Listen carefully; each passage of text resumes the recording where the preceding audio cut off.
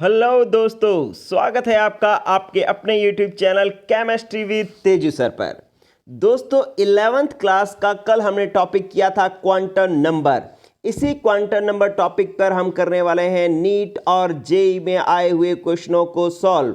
आप एक बार इन क्वेश्चंस पर नज़र दौड़ाएं तो आरपीएमटी 2011, एआईपीएमटी 2011, एआईपीएमटी 2012, नीट 2013, आईआईपीएमटी 2014, आरपीएमटी 2014, नीट 2016 और सीबीएसई 2009, नीट 2015। देखिए तो इन एग्जाम्स में आए हुए क्वेश्चंस को अपने सॉल्व करने वाले हैं दोस्तों। तो जो ये वीडियो पूरी देखेगा उनको ये क्वेश्चन सॉल्व करने का तरीका आ जाएगा। और एक बात और कि ये क्वेश्चंस जो हमने कल टॉपिक किया था 11th क्लास का क्वांटम नंबर, उस टॉपिक से रिलेटेड ये क्वेश्चंस हैं। तो जिन्होंने वो पीछे वाली वीडियो नहीं देखी है, पहले क्वांटम नंबर की वीडियो देखें और फिर ये क्वेश्चंस करना शुरू करें। तो स्टार्ट करते हैं। पहला क्वेश्चन है कि यदि n बराबर 2 तथा l बराबर 1 हो तो कक्षक का प्रकार होगा। मतलब कक्षक किस प्रकार का होगा। देखें कि आपको n की वैल्यू दे दी 2, तो ठीक है जी 2 हो गया। अब l की वैल्यू है 1। आपको ध्यान है L की वैल्यू 0 होती थी तो कक्षक होता था S, 1 होती थी तो कक्षक होता था P, 2 होती थी तो D और L की वैल्यू 3 होती थी तो कक्षक होता था F। तो अभी हमारे पास L की वैल्यू 1 दे रखी है तो कक्षक कौन सा है, P, ठीक है। और N की वैल्यू 2 दे रखी है तो कक्षक हो गया हमारा 2P। तो आंसर नंबर होगा हमारा बी आंसर होगा। तो दोस्तों ऐसा भी कर सकते हैं आप कि मेरे से पहले क्वेश्चन जो है करने की कोशिश करें। अगर आपका आंसर आ जाता है तो पहले आंसर क्लिक कर लिया करें, ठीक है। और ये वाले क्वेश्चंस आपको लिखने की ज़रूरत नहीं है, मैं एक लिंक दूंगा, उस लिंक पर आपको क्वेश्चन सारे के सारे लिखे हुए अपने आप मिल जाएंगे, ठीक है। तो आप सिर्फ आंसर दें। चलिए नेक्स्ट क्वेश्चन नंबर 2 कहता है कि चौथे ऊर्जा स्तर में अधिकतम कितने कक्षक संभव होंगे। एआईपीएमटी 2011 का क्वेश्चन है ये। बात करते हैं चौथे ऊर्जा स्तर की। तो ये चौथे ऊर्जा स्तर का मतलब क्या है कि इसने n की वैल्यू दे दी कितनी, 4, ठीक है। तो मुख्य क्वांटम संख्या का मान हो गया 4। तो मुख्य क्वांटम संख्या के आधार पर हम किसी कोश में उपस्थित अधिकतम कक्षकों की संख्या ज्ञात कर सकते थे और जिसका सूत्र होता था n स्क्वायर। तो n स्क्वायर करके हम कक्षकों की संख्या किसी भी ऊर्जा स्तर या कोश में अधिकतम कक्षकों की संख्या ज्ञात करने का तरीका था हमारे पास n स्क्वायर करके हम आंसर निकाल सकते हैं। n का मान है 4 तो हम 4 का स्क्वायर करेंगे तो आंसर आएगा 16। तो इट मीन्स आंसर नंबर 16 कौन सा है, ए ऑप्शन है, आंसर नंबर 16 होगा। यदि पूछ लिया जाता कि अधिकतम इलेक्ट्रॉन कितने संभव होंगे तो आप 16 को 2 से मल्टीप्लाई कर लेते, क्योंकि एक कक्षक में 2 इलेक्ट्रॉन आते हैं, 16 कक्षकों में आ जाते 32। अगर इलेक्ट्रॉन पूछे होते तो आंसर आता 32, लेकिन क्योंकि अभी तो हमने क्या पूछा है, कक्षक पूछे हैं, तो आंसर 16 ही होगा। ठीक है दोस्तों, उम्मीद है आपको अच्छे से समझ में आ रहा होगा और नई टेक्निक का मजा भी आप ले रहे होंगे। एक्चुअली क्या है कि इससे पहले हमने कभी इस तरीके के क्वेश्चन या इस तरीके से क्वेश्चंस कराने का जो है कभी भी तरीका नहीं यूज़ किया। चलिए क्वेश्चन नंबर 3, यदि कहता है कि n बराबर 4 हो और l बराबर 3 हो तो अधिकतम कितने इलेक्ट्रॉन संभव होंगे। अब पहले में कक्षक पूछे थे, इसमें इलेक्ट्रॉन पूछ लिए। देखो दोस्तों इसके अंदर आपको क्या समझना है कि अभी पिछले क्वेश्चन में, जैसे मैं इस क्वेश्चन की बात करूं तो इसमें n की वैल्यू दी थी तो हमने n का मान यूज़ किया था और जो है और अपने आंसर निकाला था।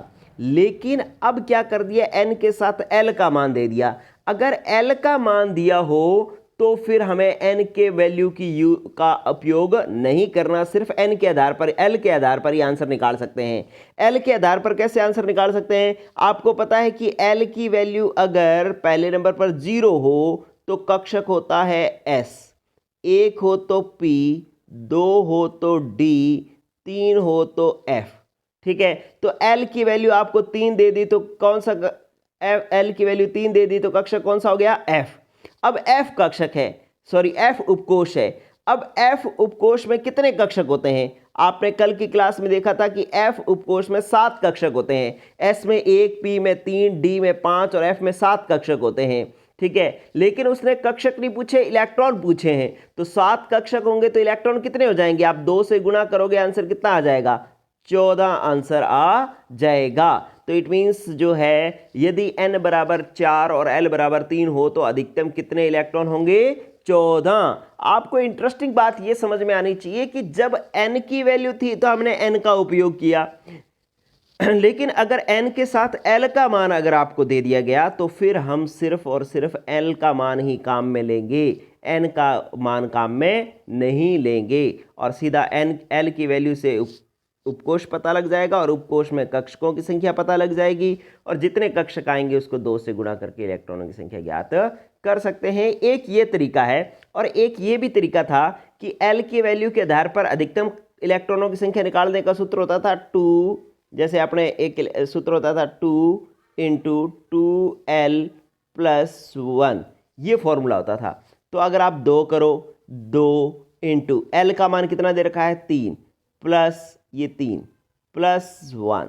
ठीक है, अब इसको सॉल्व कर लो, 2 तिया 6 और 1 7, तो ये टोटल कितना हो गया? 7 गुणा में कितना आ रहा है? 2, टोटल किया कितना आ गया? 14। तो इस तरीके से भी इसका आंसर 14 आप निकाल सकते थे, लेकिन इतना कुछ करने की जरूरत नहीं, आपको पता लग गया l 3 3 तो मतलब f में 7 कक्षक, तो इलेक्ट्रॉन हो गए 14। तो ऐसे भी आप कर सकते हैं। चलिए आ जाओ चौथे नंबर क्वेश्चन पर। ये कह रहा है कि यदि n बराबर 3 हो, l बराबर 1 हो और m बराबर -1 हो तो अधिकतम कितने इलेक्ट्रॉन होंगे? आप एक चीज़ नोट करो, पहले वाले क्वेश्चन में, इस क्वेश्चन में सिर्फ n का मान दिया, दूसरे में n और l का मान दिया। तो पहले में सिर्फ n का मान था तो हमने n की वैल्यू की यूज़ किया, अब n के साथ l का मान दे दिया तो हम n को भूल गए और सिर्फ l का उपयोग किया। अब n, l और m तीनों दे दिए, तो अब अपने को क्या करना है? n को भी छोड़ देना है, l को भी छोड़ देना है और सिर्फ m के मान का उपयोग करना है। और m का मान ये कहता है कि m के जितने मान होते हैं उतने ही कक्षक होते हैं। अभी m का हमारे को एक ही मान दे रखा है जो कि है -1। ठीक है, एक मान दे रखा है, m के एक मान के लिए कक्षक होता है 1, कक्षक होता है 1 और इलेक्ट्रॉन होते हैं 2। तो आंसर आ जाएगा, आपसे इलेक्ट्रॉन पूछे थे तो इलेक्ट्रॉन कितने आ जाएंगे? 2। तो बी नंबर आंसर होगा। ठीक है, m के जितने मान होंगे, जैसे 0, -1, -2, 0, +1, +2, इस तरीके से जितने मान होंगे उतने ही कक्षक होते हैं। अभी एक ही मान दे रखा था तो एक ही कक्षक होगा, एक कक्षक होगा, तो इलेक्ट्रॉन कितने होंगे? 2। देखिए ये नीट 2013 में आया हुआ क्वेश्चन है दोस्तों। अगर आप अच्छे से पढ़ रहे हैं और ये नीट वगैरह के क्वेश्चन करना सीख रहे हैं तो इसका मतलब आप डॉक्टर बन सकते हैं। चलिए नेक्स्ट क्वेश्चन अपने बात करेंगे। क्वेश्चन नंबर 5 कह रहा है कि यदि n बराबर 3 हो, l बराबर 1 हो, m बराबर 0 हो तो अधिकतम कितने कक्षक संभव हैं? तो भाई अभी कक्षक पूछे हैं, आपको पता लग गया कि m का मान तो हमारे पास 0, मतलब एक ही वैल्यू दे रखी है, m की एक ही वैल्यू दे रखी है 0। अब 0 होती है तो एक ही वैल्यू है, तो एक ही वैल्यू का मतलब एक कक्षक है। ठीक है, कक्षक कितना है? 1। अब एक कक्षक पूछा है तो आंसर है 1, इलेक्ट्रॉन पूछे होते तो कितना आता? 2 इलेक्ट्रॉन आ जाते। तो इसका मतलब है आंसर नंबर हमारा कौन सा होगा? ए आंसर होगा कि एक ही कक्षक संभव है। इलेक्ट्रॉन पूछे होते तो इलेक्ट्रॉन होते 2। ठीक है दोस्तों, चलिए अब बात कर रहे हैं अपने 6th क्वेश्चन की। निम्न में से किस उपकोष में अधिकतम 6 इलेक्ट्रॉन भरे जा सकते हैं? आरपीएमटी 2014 मतलब राजस्थान प्री मेडिकल टेस्ट 2014 में आया हुआ क्वेश्चन है कि किस उपकोष में अधिकतम 6 इलेक्ट्रॉन भरे जा सकते हैं। तो एक बार मैं दोबारा याद करवा दूं सारी बात। जो उपकोष हैं वो है हमारे पास SP। ठीक है, दोबारा लिखता हूं मैं, ये लो SP, D और F, ये है उपकोष। S में कक्षक होता है 1, P में कक्षक होते हैं 3, D में कक्षक होते हैं 5, F में कक्षक होते हैं 7।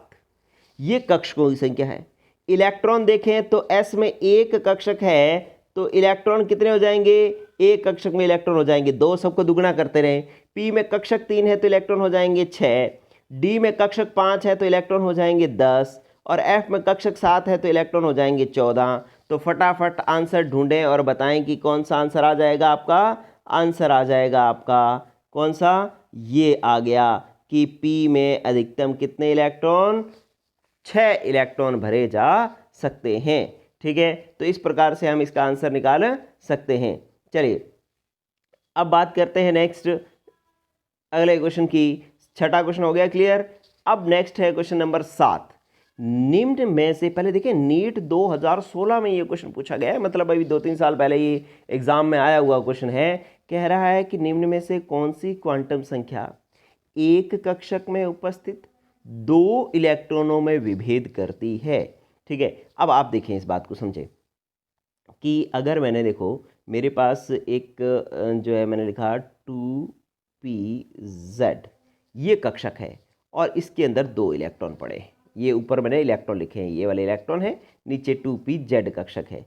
तो ये मैंने एक कक्षक बनाया 2pz कक्षक है और उसके अंदर मैंने 2 इलेक्ट्रॉन बनाए, 1 और 2, ये 2 इलेक्ट्रॉन बना दिए। तो इस 2pz के दोनों इलेक्ट्रॉनों के लिए n का मान 2 होगा, l का मान p है तो 1 होगा, pz है तो m का मान दोनों के लिए 0 होगा। लेकिन एक क्वांटम संख्या ऐसी है जिसके लिए इन दोनों इलेक्ट्रॉनों के लिए मान अलग अलग होंगे। वो कौन सी है? s, क्योंकि एक इलेक्ट्रॉन के s लिए s का मान होगा +½ और एक के लिए मान होगा s के लिए -1/2। एक के लिए होगा +1/2, एक के लिए होगा -1/2। बाकी इन दोनों इलेक्ट्रॉनों के लिए तीनों क्वांटम संख्या n, l और m दोनों इलेक्ट्रॉनों के लिए समान होगी, लेकिन s का मान अलग होगा। तो इसका मतलब है एक ही कक्षक में यदि कोई 2 इलेक्ट्रॉन उपस्थित हैं तो उनमें विभेद जो है वो कौन चक्रण क्वांटम संख्या करती है।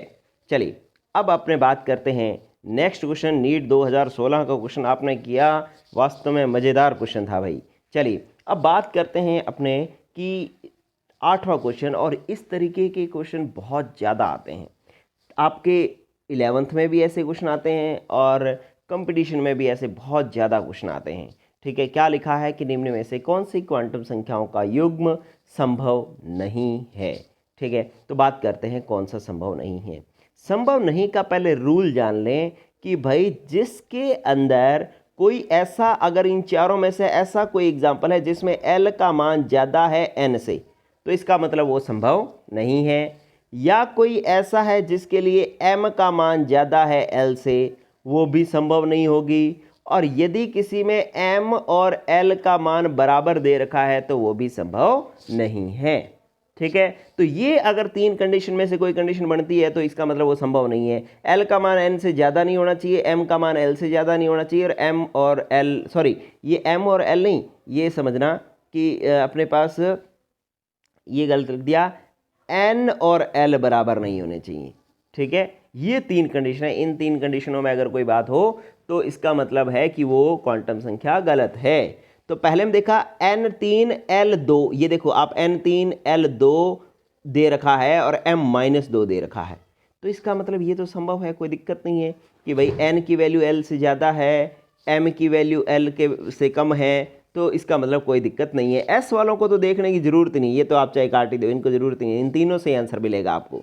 b का देखो, b में आपको दे दिया n बराबर 4 और l बराबर 0, तो n से l कम है, पॉसिबल है। m बराबर है 0, तो l और m तो बराबर हो सकते हैं, इसका मतलब ये भी पॉसिबल है। फिर सी ऑप्शन में दे रखा है n की वैल्यू 5 और l की वैल्यू दे रखी है 3, तो संभव है भाई, n से l कम है, पॉसिबल है। m की वैल्यू 0, ये भी पॉसिबल है क्योंकि m से कम हो गया। अब देखिए डी ऑप्शन दे रखा है कि n की वैल्यू 3 और l की वैल्यू भी 3, तो n और l की वैल्यू बराबर दे दी। मैंने ये कहा है कि ये तो हो ही नहीं सकता, ये 3 कंडीशन तो हो ही नहीं सकती। और फिर देखो आपको दे दिया l की वैल्यू, हाँ, तो l की वैल्यू दे दी 3 और m की वैल्यू -3, ये पॉसिबल है। तो इसका मतलब n और l की वैल्यू बराबर दे दी है, जो कि संभव नहीं है, इसलिए ये युग्म संभव नहीं आएगा। आंसर जो आएगा हमारा वो आंसर नंबर आ जाएगा कौन सा, ये डी नंबर आंसर आ जाएगा, क्योंकि n और l की वैल्यू बराबर नहीं हो सकती। चलिए ये आपका एक बहुत ही अच्छा क्वेश्चन हो गया। मैंने आपको कंडीशन बता दी, आपके पास अगर ऐसा कोई और क्वेश्चन आता है तो उसको भी आप सॉल्व कर सकते हैं। क्वेश्चन नंबर 9 पे आ गए हम। कि किसी उपकोष में अधिकतम इलेक्ट्रॉन उपस्थित होंगे। अब उपकोष में अधिकतम इलेक्ट्रॉनों का सूत्र ज्ञात करो। इलेक्ट्रॉनों का सूत्र कौन सा था? ये था आपके पास सूत्र था 2 × 2l+1, ये फॉर्मूला था। तो देखो ये वाला फॉर्मूला कहीं दे रखा है, तो ये तो दे रखा है, पहला ए ऑप्शन दे रखा है 2n² दे रखी है, ये ध्यान रखना 2n²। दूसरा दे रखा है 4l+2, तीसरा दे रखा है 2l+1, डी दे रखा है 4l-2। तो इसका मतलब ये वाला तो फॉर्मूला दे ही नहीं रखा। तो आप क्या करो, इस 2 को अंदर गुणा कर लो।